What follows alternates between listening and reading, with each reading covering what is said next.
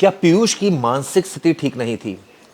उसने घटना को अंजाम दिया, वो सोशल मीडिया का इस्तेमाल कर रहा था, वो मुंबई भाग गया और उसके बाद उसको ये भी पता था कि वो किस थाने अंतर्गत है।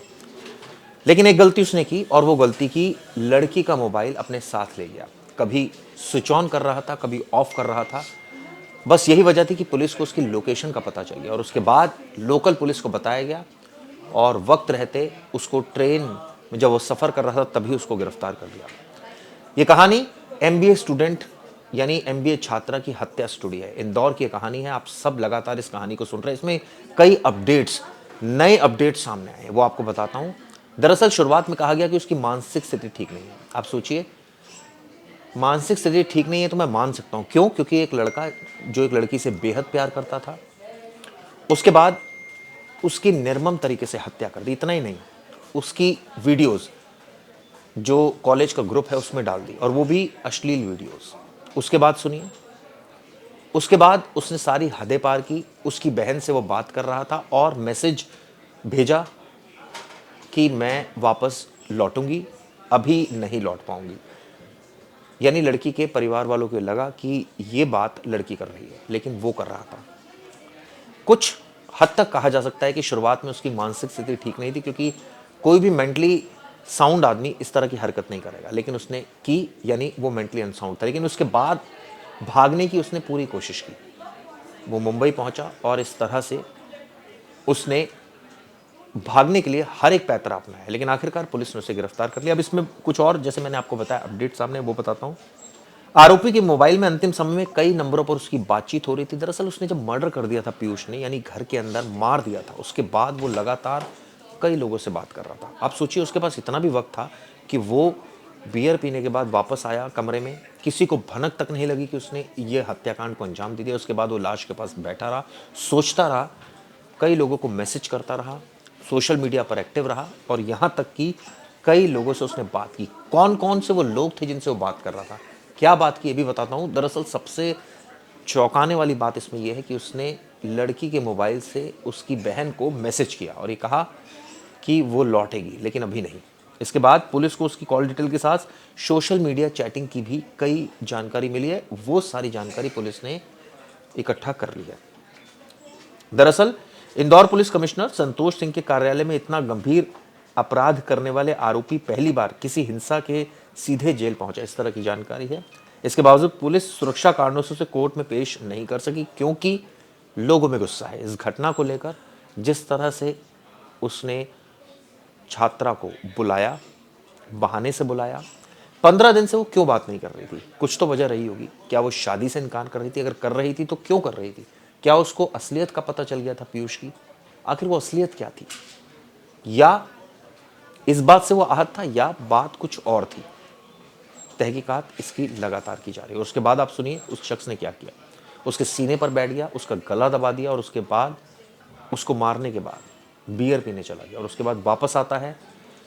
और आप सोचिए, 2 दिन तक लाश उसी घर में पड़ी रहती है, किसी को अंदाज़ा नहीं होता, क्योंकि उसने लाश को ढक दिया था। जब बदबू आई तब आसपास के लोगों को पता चला, लेकिन तब तक बहुत देर हो गई। एक और जानकारी निकल कर आई है। जिस दिन ये घटना को अंजाम दिया उसने इंदौर में, मंदसौर में उसका परिवार रहता है, इंदौर में उसके पिता आए हुए थे। वो पिता उसके फ़ोन कर रहे थे, लेकिन ऑब्वियसली वो तो हत्याकांड कर चुका था, उसने तो हत्या को अंजाम दे दिया था। वो किसी से बात नहीं कर रहा था। उसको टेंशन भी हो रही थी कि वो पकड़ा भी जा सकता है, उसको ये भी टेंशन हो रही थी कि वो अब भागना कैसे है, उसको ये भी टेंशन हो रही थी, उसको गिल्ट भी हो रहा था। इस तरह की भी जानकारी आ रही थी कि वो अपने अपराध को लेकर उसको बोध भी हो रहा था। लेकिन ये सारी ऐसे थॉट्स थे जो कुछ कुछ समय के लिए आ रहे थे, फिर वापस वो ऑफ ट्रैक हो रहा था, और उसने सोचा कि अब भागना ही सबसे बढ़िया है। यानी सारे थॉट्स से ऊपर उसको ये थॉट लगा कि भागना सबसे बढ़िया रहेगा, क्योंकि अगर भाग जाएगा तो बात की बाद में देखेंगे, अगर बाद में गिल्ट होगी तो पुलिस के सामने पेश हो जाएंगे या नहीं होंगे, लेकिन अभी तो भागो। और यही वजह थी कि वो भाग गया। 12 तारीख को जब बदबू आने लगी, पुलिस मौके पर पहुंची, पड़ोसियों ने इन्फॉर्म किया, उसके बाद सारा माजरा प्रकाश में आया। परिवार का रो रो कर बुरा हाल है। इस मामले में लड़की के पिता से हमारे संवाददाता ने बात की, क्या कहना था उनका, सुनिए। पता चला ऐसा कि जब घटना हुई थी उसके एक दिन पहले से जो लड़के के पिताजी हैं वो कॉलेज गए थे। तो क्या जानकारी आपको मिली है? क्या लगता है आपको हाँ। इसमें? जैसा कि मैंने बताया था आपको लास्ट टाइम, देखिए कॉलेज में गए थे, हमें सबसे पहले कॉलेज में ही ये बात पता चली थी। तो कॉलेज में हमने लाउड स्पीकर पे बात करी थी उसके पिताजी से। सर ने इंफॉर्मेशन लेने की कोशिश करी थी कि बच्चे नहीं आ रहे हैं करके, फोन लगवाया था। तो उन्होंने फोन पे किया था, सर कल तो मैं यहाँ आया था, इंदौर में था, यानी कि 10 तारीख को वो इंदौर में ही थे। और अब चूंकि घटना 10 तारीख की है तो कहीं ना कहीं उसके पिताजी और उनका कोई तालमेल रिया होगा। आप इसकी जांच के करेंगे, एजीआर वगैरह में दिखवाएंगे, जो भी आपके प्रशासन के साधन है उसको दिखवाएंगे, तो जांच करवाएंगे तो काफी कुछ मिलने के चांसेस वो आए थे यहाँ इंदौर भी उसके पिताजी थाने पे, तो जी। आपसे कोई बात करी या आपकी कोई बात हुई उनसे? हाँ, थाने पे आए थे तो हमसे नहीं मिले, सवेरे जल्दी मिल करके निकल गए। एक कॉल पर मैंने एक कॉल लगाई थी। कॉल लगाने के बाद मैंने कहा था कि आप मुझसे मिलें, भले ही थाने में मिलें, आपको ऐसा लगता है कुछ कहीं भी एक बार समझें। तो उन्होंने कहा था कि यार आपके साथ हमारी हमदर्दी है, बट अभी नहीं मिल सकता हूँ मैं, क्योंकि बच्चे की माता जी की तबीयत ज्यादा खराब है। तो मैंने कहा फिर भी आप अभी मत जाइए, एक 10 मिनट में मुझसे मिल लीजिए, ताकि एक संतुना मिल जाए कि बच्चे सुरक्षित हैं या ना होए। तो उन्होंने कहा ठीक है। मैं थाना बंडीनाथ में उन्होंने मालवीय जी से बात करने की और रिपीट फोन लगाने के लिए कहा मुझसे। फिर उन्होंने फिर फोन नहीं आया, मैंने 10 मिनट बाद फिर कॉलिंग की, फिर उन्होंने मेरा कॉल नहीं उठाया। ये कितनी तारीख की बात है? ये तारीख 12 थी। तो ये मतलब इसके बाद जब 13 तारीख को पता चला, सब लोगों को पता चला, तो जी इस बीच में मतलब जब आपको पता चला इस बारे में, क्या आपको लगता है कि जब वो इंदौर से लड़का मुंबई गया है, तो कहीं रास्ते में किसी ने उसको सपोर्ट किया है? जी, बिल्कुल सपोर्ट तो किया हुआ है। अगर सपोर्ट नहीं किया हुआ होता तो अगर उसे सिलेंडर करना होता तो वो यहीं कर देता। ये सोची समझी स्कीम के तहत चल रहा है। उसको आज तक आपने भी देखा कि वो जो चल रहा है उसके चेहरे पे शिकन तक नहीं है। उसको कहीं मलाल नहीं है कि मैंने ऐसा कुछ किया है तो उसका कोई मलाल हो। ये आम जनता जान रही है, आम जनता में आक्रोश है, और कहीं ना कहीं उसकी भरपाई जनता करेगी, तो मेरा ऐसा है। आपको ये है डाउट कि इसके साथ कोई ना कोई तो सपोर्ट में है? बिल्कुल उनको बैकग्राउंड से सपोर्ट किया जा रहा है और अच्छे से किया जा रहा है। आपको लगता है कि जब वो यहाँ था 10 को, तो हो सकता है उस दिन भी कोई उसको सपोर्ट करने वाला हो, या लेकिन हाँ, उसकी फुटेज वगैरह के आधार पे अब शासकीय कर्मचारी जो भी है वो देखें अपनी टीम को लेकर के कि ये कहाँ स्टेशन वगैरह पे इन पे फुटेज वगैरह निकलवाए करेंगे, तो बिल्कुल कहीं ना कहीं तो सफलता मिलेगी अगर इसकी जांच की जाएगी तो। तो क्या आपको ये भी शक है कि अलग-अलग तरीके से इंटरनेट से या किसी फेसबुक से या किसी कॉल करके भी उसने बात की हो अपने घर से? बिल्कुल बिल्कुल बिल्कुल, क्योंकि जिस तरीके से उन्होंने वो वीडियोस वगैरह और वो सब किए थे, वो एक टाइमिंग की जो गैपिंग लेकर के उसने किया है, तो जग जाहिर है कि वो उसने बीच में कहीं ना कहीं कनेक्टिविटी इनकी परिवार से दी है। अच्छा, आपकी बालिका का जो मोबाइल था और क्या-क्या चीजें थी जो उसके पास थी? अ, उसके पास उसका रिज्यूम था और बैंक का क्रेडिट कार्ड वगैरह था। अ, उसका मोबाइल हैंग कर लेता था वो, और वो चलाता था, ऑपरेट कर लेता था। मुझे ऐसा लगता है कि कहीं ना कहीं उनने ट्रांजेक्शन भी कहीं ना कहीं किया है। पुलिस उसकी जांच करे।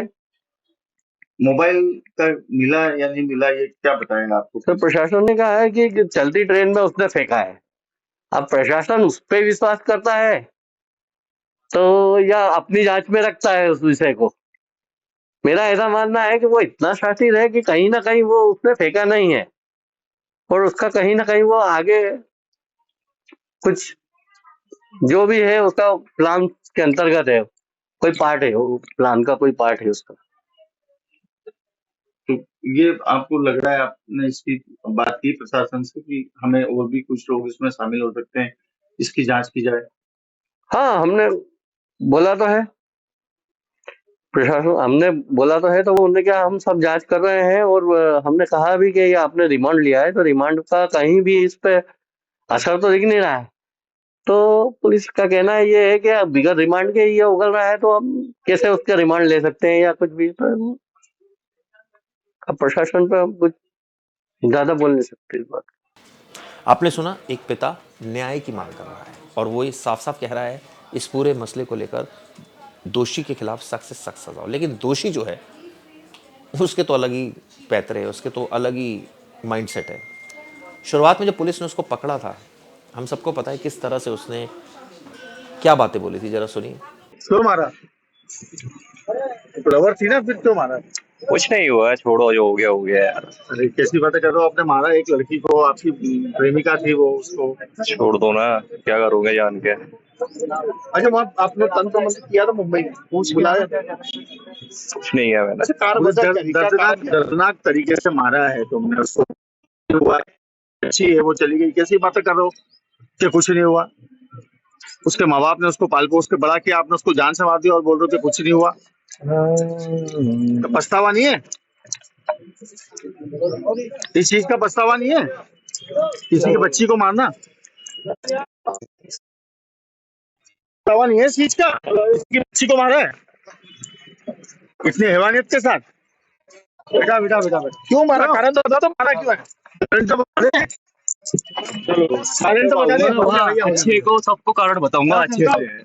आपने सुना पुलिस को उसने क्या कहा था। जब उसके घर हमारी टीम पहुंची तो घर पर किस तरह की साइकोलॉजी, यानी किस तरह का वो लड़का था, उसके बारे में लोगों ने क्या कहा, हमारे संवाददाता ने वो भी बात की, ये भी सुनिए। इंदौर में हुए सनसनीखेज मामले में अपनी प्रेमिका के मर्डर के मामले में आरोपी पीयूष धामनोदिया का ये मंदसौर स्थित घर है, जहां पर बताया जा रहा है कि पिछले 5 दिनों से घर पर ताला लगा हुआ है, कोई नहीं है। मंदसौर के काला खेत का ये रिहायशी इलाका है, जहां बहुत कम परिवार रहते हैं, पूरा कमर्शियल मार्केट है आसपास। ये घर के नीचे दुकान है, यहाँ कुछ लोग हैं, हम इनसे बात करने की कोशिश करते हैं। नीचे आ जाइए। क्या नाम है आपका? रौनक। क्या आप जानते हैं इनको? सीधा परिचय तो नहीं है, पर ये निवास, ये जो है भवन का निर्माण अभी कुछ समय पूर्व ही हुआ था। और सीधा ना तो मेरा पीयूष से कोई परिचय है और ना इस परिवार से कोई ज्यादा परिचय है मेरा। तो कहाँ रहते हैं आप? मैं सामने निवास है मेरा, और लगभग 30 साल से हम यहाँ पे निवास रहते हैं। कैसा था यहाँ का? लोग जानते हैं आपको? पीयूष कब देखा था आखिरी बार आपने? देखा तो बस ये संक्रांति पे पतंग उड़ाते हुए देखते थे कभी, जब ये नए नए आए थे, और दिवाली पे पटाखे फोड़ने, उस समय थोड़ा सा। बाकी सीधा परिचय इस परिवार से मेरा नहीं था। कैसा लगता था उसका व्यवहार से? आपको लगता है कि इतनी बड़ी घटना को अंजाम दे सकता है? वैसे तो ये धार्मिक परिवार भी है, और मतलब धार्मिक परिवार के रूप में मेरा इस परिवार को मैं जानता हूँ। जो माता पिता हैं वो धार्मिक भावना वाले हैं। क्या क्या सुना है आपने अब तक? बस यही, अभी कुछ समय पहले बहन का जो संबंध हुआ था, सगाई संबंध, बस उस बारे में सुना था अभी। बाकी सामान्य परिचय है बस। पीयूष से कभी बात होती थी? नहीं, कभी नहीं हुआ। जब से यहाँ पे आए हैं तब से कभी सीधा बातचीत उससे नहीं हुई। तो यहाँ और भी लोग मौजूद हैं, जानने की कोशिश करते हैं कि पीयूष को जानते हैं आप? यहाँ पड़ोसी हैं इनके, जानते हैं पीयूष को? पीयूष को बस शकल से जानते थे। बस। आखिरी बार कब देखा था आपने? आखिरी बार दिवाली पे देखा था। कैसा था? आपने उसका बोलचाल करता था, क्या करता था? सामान्य ही था, वैसा कुछ लगता नहीं। उसके माता पिता से आपकी बातचीत होती होगी? माता पिता बहुत अच्छे हैं। और कुछ जानते हैं इसके और बारे कुछ नहीं जानते। में? कितने समय से आप यहाँ पर? मुझे लगभग 2 साल हो गए। 2 साल हो गए। 2 साल में कभी आपको पीयूष के व्यवहार में ऐसा लगा नहीं कि इस तरह कोई बता रहा है कि वो साइकोलॉजिकल भी? नहीं, ऐसा कुछ भी नहीं लगा मुझे। तो ये वो दुकानदार है जो पीयूष के घर के पास रहते हैं, वो ये कह रहे हैं कि ऐसा कुछ लगा नहीं है। लेकिन पीयूष जिस तरह से इस मामले में मर्डर करके फरार था, मुंबई से उसको गिरफ्तार किया था, उसके बाद ये जानकारी आई कि वो मंदसौर रहता है। बताया जा रहा है कि यहाँ कुछ 4-5 साल पहले ही वो रहने आए थे। काला खेत का यही वो मकान है जहाँ लगभग 4-5 साल पहले से पीयूष का परिवार रह रहा था। और जब से ये घटना आई है तब से पीयूष के माता पिता इंदौर हैं और परिवार में कोई भी बात करने को फिलहाल तैयार नहीं है। काला के स्थित इस मार्केट में कई दुकानदार हैं और कई सारे लोग हैं जो इस परिवार को जानते हैं और सबसे बातचीत हुई, लेकिन कई लोग ऐसे हैं जो कैमरे के सामने बोलने को तैयार नहीं है। हालांकि पीयूष के बारे में जो जानकारी निकल कर आ रही है, उसके बहुत कम दोस्त थे, वो कम बोलता था और बताया जा रहा है कि त्योहार पर ही वो सिर्फ मंदसौर आता था और एमबीए की पढ़ाई कर रहा था। अपनी प्रेमिका के मर्डर में पीयूष इंदौर से प्रेमिका का मर्डर करके फरार हुआ था। इंदौर से जो द्वारिकापुरी थाना है वहां से कल जो पीयूष के बयान मीडिया के सामने आए हैं कि जाने दो क्या फर्क पड़ता है, जो हो गया होगा, उसके बाद से सारे लोग दहशत में भी है कि पीयूष इस तरह की बातें भी कर सकता है। तो आपने 3 पहलू देखे। पुलिस की मैं बात आपको पहले बता ही चुका हूँ, कई बार पुलिस इस मामले में खुलासे कर चुकी है। कुछ और इसमें जानकारी आ रही है वो आपको देना मुनासिब है। इंदौर के द्वारकापुरी में ये हत्याकांड हुआ था। इसके अलावा आपको बता दूं इसमें इस वक्त वो जो जेल में मौजूद है ये प्री प्लान मर्डर था या एकाएक किया गया था। ऐसा कहा जा रहा है शायद ये प्री प्लान था, क्योंकि लड़की से उसकी बहस तो हुई थी आखिरी में। उसने पूछा भी था कि मुझसे बात क्यों नहीं कर रही हो, आखिर वजह क्या है, 15 दिन से ना मेरा फ़ोन उठा रही हो ना फ़ोन का जवाब दे रही हो। तो उसने कुछ बातें बोली और ये बातें उसको इतनी आहत लगी कि उसको लगा कि मेरे साथ तो धोखाधड़ी हो गई, मुझे तो चीट कर लिया गया। और उसने कहा कि अब मैं इसका बदला लेकर रहूँगा, रोऊंगा नहीं रुलाऊंगा, यानी कि इसका बदला लूंगा और ऐसा बदला लूंगा कि याद रखेगी दुनिया। दरअसल आरोपी पीयूष को धाम नौदिया में सेंट्रल जेल है वहाँ पर अब उसको रखा गया है और सीधे उसको कोर्ट ना पेश करके आवश्यक दस्तावेज तैयार कराए गए, क्योंकि ये भी माना जा रहा था कि कोर्ट में हो सकता है उस पर हमला हो जाए। लोग काफ़ी गुस्से में है पीयूष धनोतिया की इस करतूत को लेकर और ऑब्वियसली कई सवाल खड़े हो रहे हैं। अब ये भी बात सामने आ रही है कि हत्याकांड के दिन पीयूष के पिता इंदौर आए थे, जैसे मैंने आपको बताया। बेटे को कॉल भी किया था लेकिन उससे मिल नहीं पाए थे। इसलिए नहीं मिल पाए थे क्योंकि बेटा तो एक कांड को अंजाम दे चुका था। पंडरीनाथ पुलिस ने गुमशुदगी होने के अगले दिन उनके थाने में बयान लिए थे, लेकिन वे छात्रा के पिता से नहीं मिले थे। कुछ और फैक्ट इसमें सामने आ रहे वो भी आपको बता दूं। दरअसल जो शव मिला था वो निर्वस्त्र मिला था और आप सोचिए लड़के ने सीने पर चढ़कर गला दबा दिया था, इस तरह की जानकारी निकल के आई थी। उसकी क्लासमेट थी, 25 साल की थी और ये घटना 10 फरवरी को ही हो गई थी। और आप सोचिए उसने कुछ आपत्तिजनक वीडियो पोस्ट किए थे और बाकायदा व्हाट्सएप ग्रुप है, जो कॉलेज का व्हाट्सएप ग्रुप है, उसमें पोस्ट कर दिए थे और ये बताते हैं कि चेहरा यानी इमोजी अपनी लगा दी थी, अपने चेहरे पर इमोजी लगा दी ताकि ये ना पता चले कि लड़का कौन है, लेकिन लड़की का तो पता चले, यही मकसद था। बदनाम करने की पूरी कोशिश की गई ताकि कोई सहानुभूति ना मिले लड़की को। उसकी हत्या हुई तो ये कहा जाए कि देखिए लड़की भी इस तरह की थी, इसलिए उसको मार दिया गया। इतना ही नहीं, परिजनों का एक आरोप सामने आया। दरअसल उनका कहना है कि छात्रा के मोबाइल का वो इस्तेमाल कर रहा था और उसके स्टेटस पर भी, यानी कोई अपने स्टेटस पर कैसे आपत्तिजनक वीडियो पोस्ट कर सकता है, लगा सकता है, लगा दिए थे इसने। तभी से पुलिस को शक हो रहा था। द्वारकापुरी पुलिस के मुताबिक घटना जो है वो अक्कल गली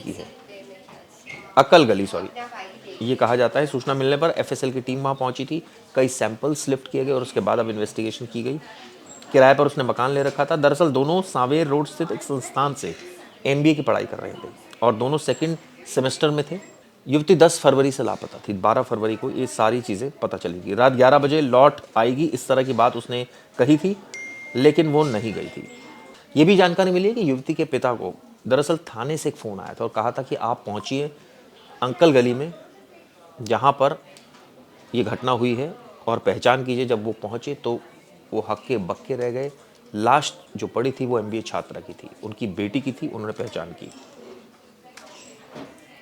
ये भी जांच में बात आई कि दरअसल पीयूष और जो लड़की जिसकी मौत हुई है उसकी जो छोटी बहन थी उससे भी बातचीत करता था। कई सारी चीज़ें उन्होंने भी पुलिस को बताई है, उसको भी लेकर इन्वेस्टिगेशन जारी है।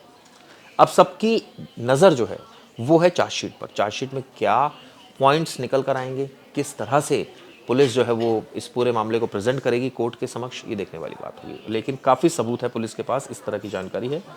पीयूष के पिता, ये बताया जाता है घनश्याम है उनका नाम, मंदसौर में किराने की दुकान चलाते हैं। उसकी बहन की सगाई हो चुकी है और ये इंदौर में पढ़ाई के सिलसिले में रहा होता है। यानी एक एक जानकारी आपको हमने अपनी वीडियो के माध्यम से दी है। लेकिन अभी भी कई ऐसे सवाल हैं। अब आप लोग ये भी सोच रहे होंगे कि कई सारी चीज़ें इसमें रिपीट भी की गई हैं, लेकिन कई ऐसे सवाल हैं जो अभी भी बरकरार है। पुलिस खुलकर कुछ नहीं बोल रही है। 3 दिन रिमांड पर लिया था, कई सारी जानकारियाँ निकली जिसमें यह भी पता चला कि हत्या का मकसद क्या था। एकाएक प्री प्लान नहीं था, अचानक हुआ था, झगड़ा भी हुआ था, मार दिया था उसको। लेकिन उस झगड़े की वजह क्या थी? क्या जो 15 दिन से वो बात नहीं कर रही थी और वो बात नहीं कर रही थी तो उसके पीछे क्या वजह थी?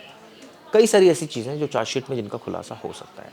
आपको याद आ रहा होगा सोनम रघुवंशी केस, वो भी कुछ इसी तरह का केस था, लेकिन उसमें काफ़ी चीज़ें क्लियर हो गई थी क्योंकि वो भी इंदौर से शुरुआत हुई थी उस केस की और जाकर शिलोंग में ख़त्म हुआ था। खैर, ये वीडियो आपको कैसी लगी दोस्तों बताइएगा, अपने कमेंट्स भी ज़रूर करिएगा। धन्यवाद।